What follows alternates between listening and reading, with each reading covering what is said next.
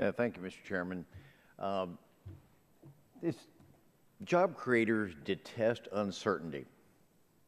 And let's make one thing clear. This regulation, this proposed regulation, does not provide certainty. Now, in the spirit of the Super Bowl upcoming, let me explain with an analogy. If a quarterback knew what defense was going to be put up against him, he knew with certainty what defense, he would logarithmically likely be able to move the ball down the field much more easily if he knew with certainty what he faces.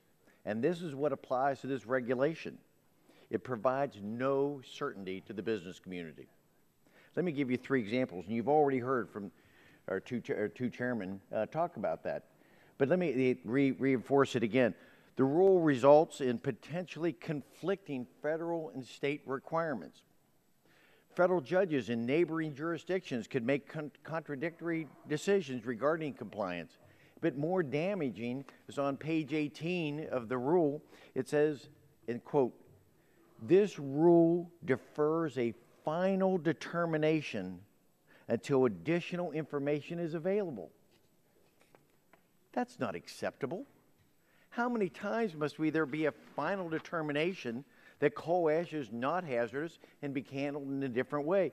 In the 112th and the 113th Congresses, the House passed legislation codifying the conclusions that were rendered in the 93 and 2000 reports offered by the EPA. We're trying to develop certainty. Certainty not just to the business community, but to the health of the people that we're trying to protect.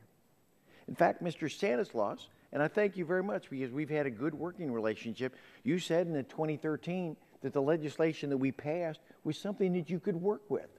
That's what we want to keep working with. We want to keep that relationship going to come up with certainty how that could go. So the bottom line, unfortunately, is we have a regulation that doesn't provide certainty.